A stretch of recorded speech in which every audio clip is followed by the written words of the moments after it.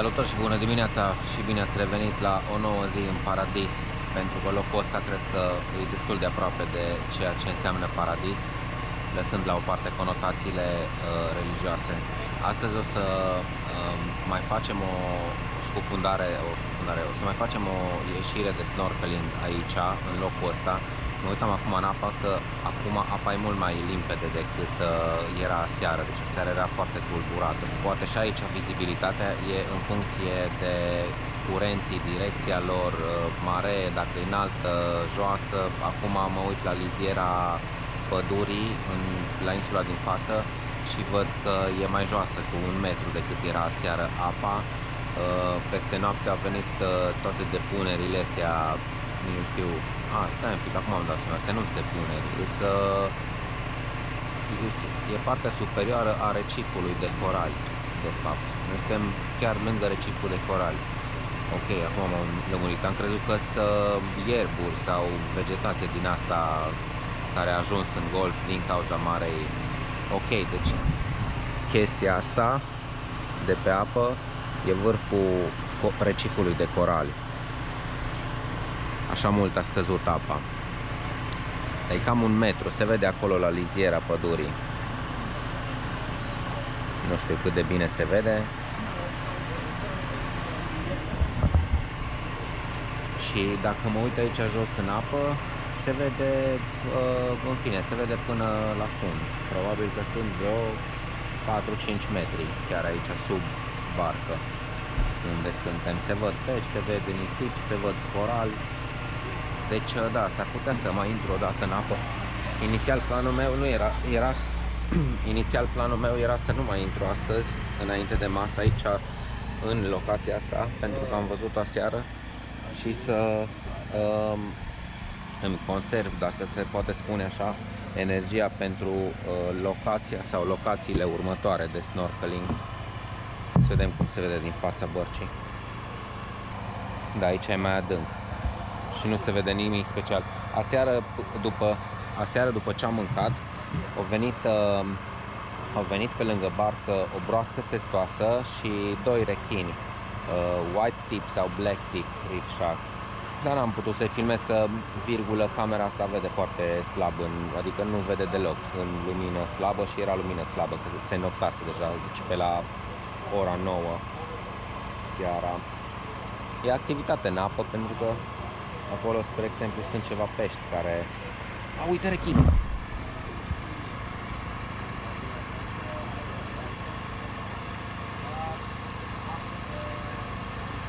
Mă duc să văd dacă nu reușim să-l filmăm mai de aproape. Deci cred că o să intru în apă, totuși. Și aseară erau 2 rechini care au survolat barca o perioadă. Probabil că au aruncat ăștia, personalul de pe barcă, au aruncat resturile de mâncare în apă, și de aia au venit rechinii. Sau rechinii, 2 rechini. Așa, scuzați bâlbâiele de mai devreme, nu băusem cafea, acum am băut o gură. Cineva peste noapte a scos aparatul din priză. Nu știu cum pot să fac așa ceva, aparatul de încălzit apa. Deci da, nu știu încă dacă se va mai intra, dacă o să intru aici din nou la snorkeling, dar o să mai vedem încă 2 locații astăzi înainte de a pleca spre port. Că astăzi e ziua în care se încheie excursia de 3 nopți și 2 zile în parcul Komodo, parcul natural sau național Komodo.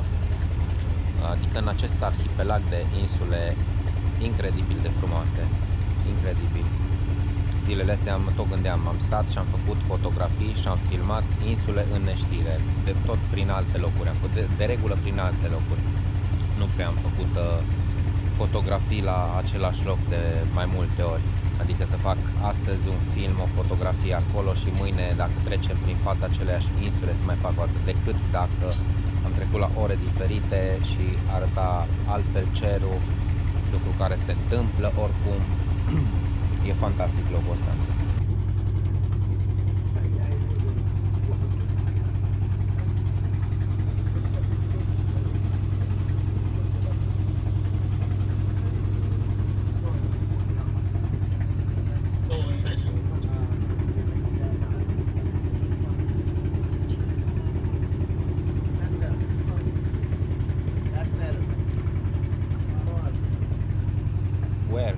this one.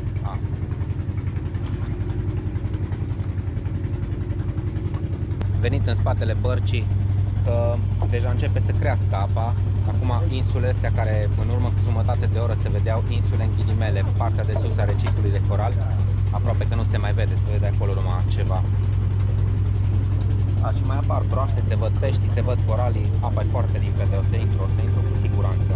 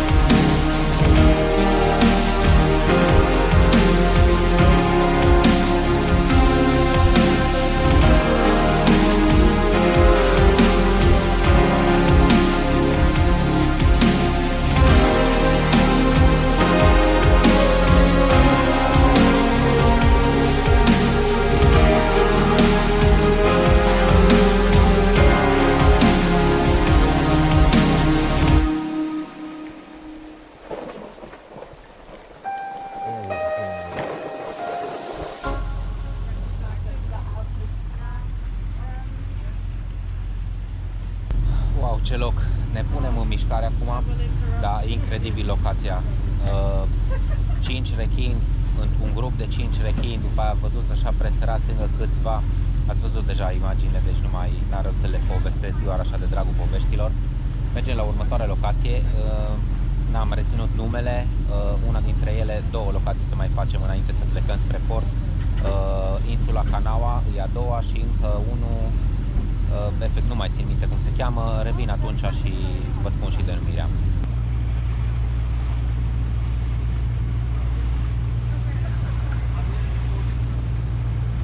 L-am întrebat pe capitan care e locația în care mergem, Sebaior îi spune, e o altă locație pentru snorkeling. Practic n-am vorbit multe despre capitan, nici nu l-am întrebat încă cum îl cheamă, dar e cetățeanul de aici din personal cu care e cel mai competent să zică locurile, ce să vezi, unde să vezi.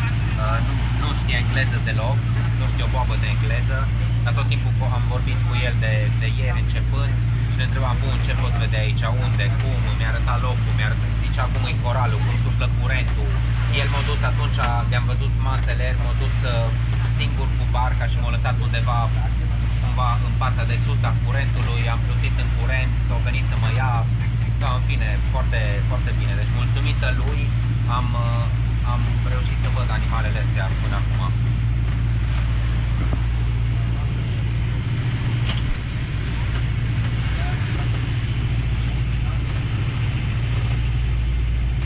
Siapa nama? Rusmin Nuriadi. Rusmin Rudiadi. Nuriadi.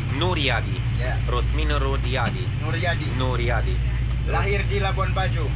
Lahir di Labuan Bajo. Ya. Pada tanggal 26 Maret 1986. Bagus. 28 Maret. 26 Maret. 26 Maret. Yes. Ya. Bagus. Tahun 1986.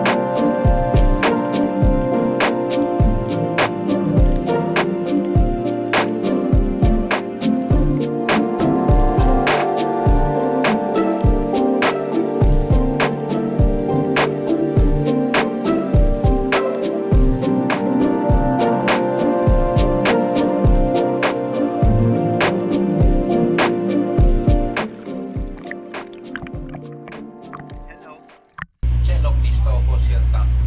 Mergem acum către ultima locație, insula Canao. Așa, acolo e o locație de snorkeling. Nu știu dacă o să stăm pe plajă, dacă ne aruncă iară din barcă și ne culege cu barca mică mai încolo, vom vedea.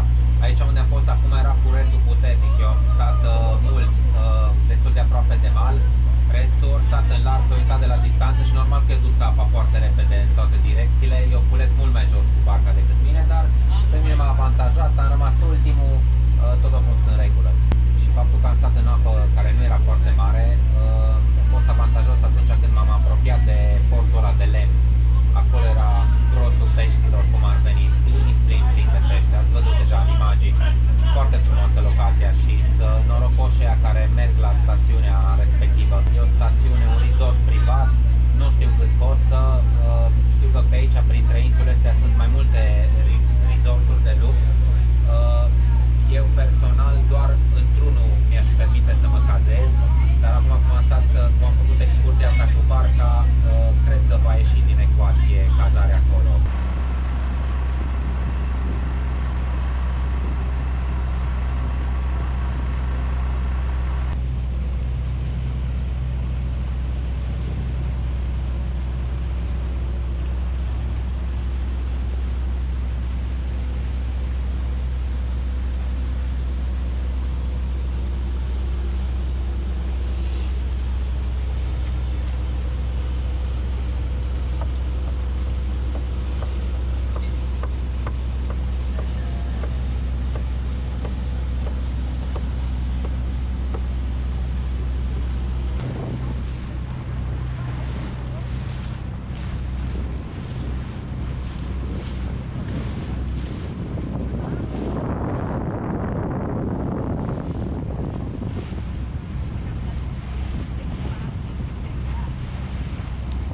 Asta de aici din spate, insula Canao, acum am ajuns. Încă nu știu dacă se va merge cu barca până acolo, cu barca mică.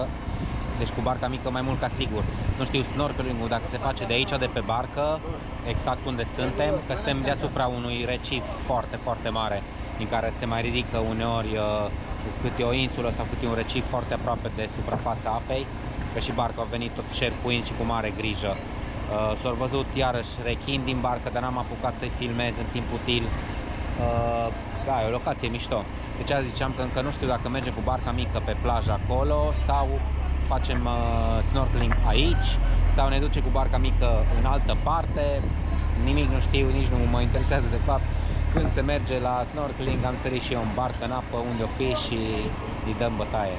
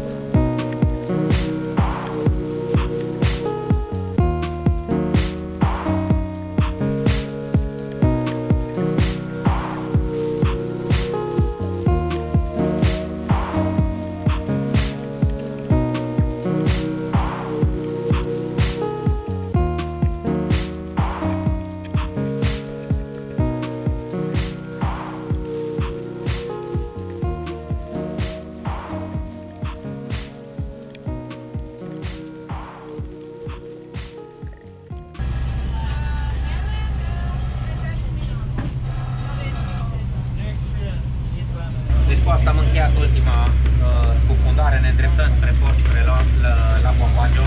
Eram oricum aproape însemnând 2 ore, portul e acolo. Acolo în față. O ultimă masă, înainte de a finaliza toată povestea, o masă pe valuri. Ca se tot mișcă barca. O să vedem câtă lume varsă mâncarea. Câtă lume varsă mâncarea în brațe. Concluzia e că aici suntem în excursia. Mulțumesc că ați urmărit până aici. Sper că v-a plăcut ce ați văzut. Pentru mine a fost o experiență total inedită excursia asta. Super frumos. Mai mișto decât m-am așteptat. Dacă mai vin în Comodo, cred că o să mai fac, chiar dacă fac la fel o excursie din asta simplă, numai cu snorkeling, da? Va trebui să văd în zilele următoare, poate mă interesez să fac și o scufundare sau 2. Deci da, mulțumesc că ați urmărit până aici. Dacă aveți întrebări sau chestii pe care vreți să le scrieți într-un comentariu, puteți liniști sub filmul ăsta. Dacă vreți să vă înscrieți la canal, e binevenit, dacă nu, la fel, nicio problemă. Aveți de voi toate cele bune, până la următorul film. Ciao, sper să nu cadă băiatul ăsta.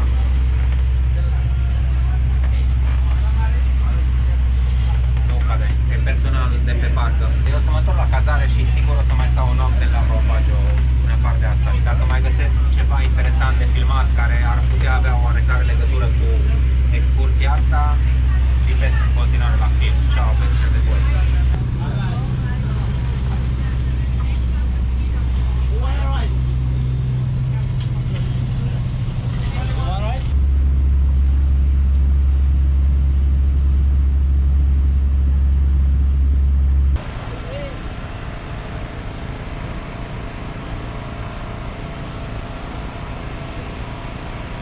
Suntem în La Bombaggio,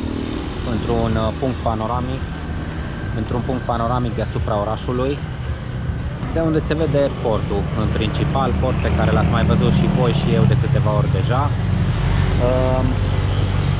Încă nu știu ce o să fac în zilele următoare. Adică am idei, dar nu am planul bătut în cuie, nici nu vreau să-l bat exact în cuie, dar în fine am nevoie de un plan pe următoarele câteva zile. O să merg acum să mă interesez de scufundări, dacă pot să fac o scufundare, 2, 3, o zi, nu știu exact cum se organizează și mai ales cât costă, la o firmă care e un pic mai în față pe drumul ăsta. Dacă este pasența cu scufundările, o să merg la scufundare mâine sau scufundări. Dacă nu, s-ar putea să merg într-o plimbare prin insula Flores de câteva zile și să fac scufundare după aia sau să nu mai fac scufundări. De asta zic că nu știu care e planul. O să vă mai arăt câteva cadre de aici, din La Bombaggio, până îmi pun și o viață în ordine puțin.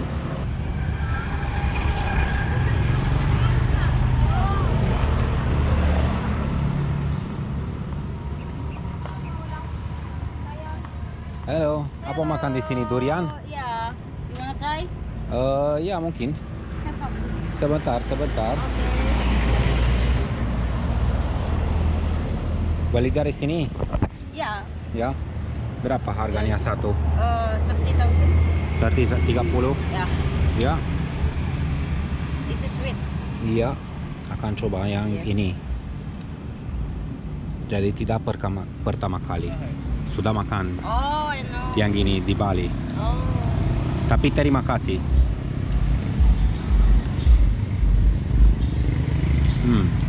Enak. Namanya siapa? Yaya. My name is Yaya. Yaya. This is my bestie. Her name is Priska. Priska. Yes. Tinggal di sini di La Bombaggio. Ya. Sudah berapa lama di sini? 1 hari. Oh, one day? Ya, baru datang kemarin. Saya ikut trip 3 hari. Kembali dari sana hari ini. Tadi. Where do you stay here? Di apa namanya? Danke Lodge. Where? Danke Lodge. Danke Lodge. Ya. 3 kilo dari sini. Oh. Tidak di sini, di bawah di kota di pelabuhan. You travel alone? Ya. Oh, I see. Enak lah. Yes. Dan harganya lebih murah kepada yang dari Bali. Di Bali sekitar 60 begitu duriannya. Really? Ya, di It's Bali. quite expensive. Ya. Di sini lebih murah. Yeah. Sudah, terima kasih. M-au servit cu niște durian, am lovit o bucată, dar trebuie să mă duc să mai mănânc și altceva, că asta e prea dulce pentru mine acum. Și de fapt o cafea mi-ar prinde bine, nu neapărat un durian sau mâncare, că am mâncat deja astăzi o dată. Ok, terima kasih, sampai jumpa. Bye. Foarte de treabă oamenii. Nu m-am trecut prin fața lor, i-am filmat un pic, sau le-am filmat un pic, erau două fete, în fine. Le-am filmat un pic și m-au întrebat dacă vreau să gust și eu durian. Da, amabil, ce să mai zic. Aici este un punct de belvedere, un punct panoramic, este mai oficial, îți curăț dacă se percepe intrare. Puncak Waringin. Ne-am să întreb pe portar la cum e organizat aici și totul e așa o construcție nouă care arată bine, s-ar putea să fie pe bani. Alo, boleh film nia? Ya. Ya boleh? Boleh film. Film sama bapak. Boleh? Mau ke atas juga boleh. Mungkin tidak mau. Harganya berapa? Harus bayar untuk pergi ke atas? Ya. Kalau ada 50.000. 50.000? Ya. Ya, oke. Jadi mungkin besok. Bukan sekarang. Bukan sekarang. Siap. Dari Romania. Romania. Ya. Lancar bahasa Indonesia. Bisa sedikit. Hebat. Makasih ya. Sampai jumpa. Da, e pe bani, parcă 50.000 ori zis că nici nu s-a atent. Oricum nu intenționam să mă duc decât dacă era 5.000 de rupi sau gratis. Pentru că, ok, se vede nu la fel de perfect, dar se vede aproape la fel de bine și din locul în care eram adineauri.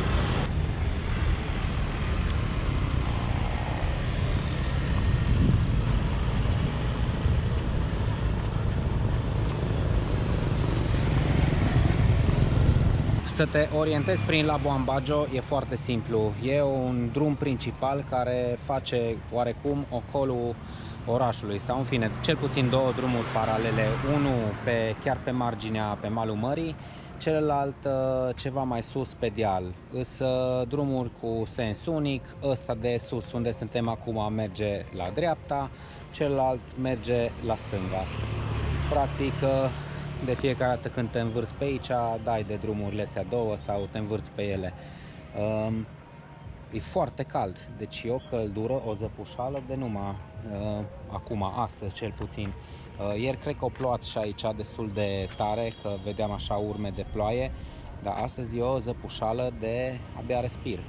Am venit într-un loc la o cafenea din asta de care am auzit de la un cetățean cu care am fost pe barcă venind dinspre Sumbawa în Flores și ne-am intersectat de fapt și la pensiunea la care am stat în Sape, în fine, și de la el am aflat de locul ăsta, Paradise, nu mai știu cum îi spune, relativ aproape de port, un loc ca multe altele de fapt din Labuan Bajo, unde poți să stai să bei ceva, să te uiți la apus, doar că în seara asta cred că nu o să avem parte de un apus colorat, pentru că e înnorat orizont. Deci acum e un pic înroșit cerul acolo deasupra, nu știu cât de bine se va vedea în cameră, dar da, dacă mai e ceva interesant o să mai filmez mai încolo, adică dacă se va colora mai tare cerul.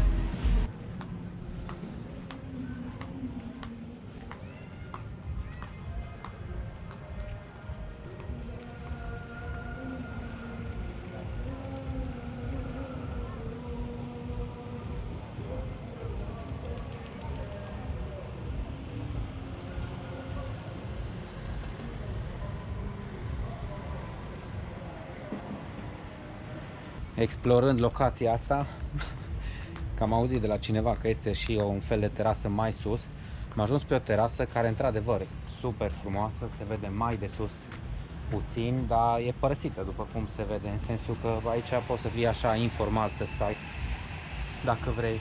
Mie îmi place, dar acum sunt cu o parte din cei cu care am fost pe barcă prin Parcul Komodo și suntem, cred că în total vreo 8-10 persoane jos. 2 etaje sub unde suntem acum. Deci o să rămânem acolo.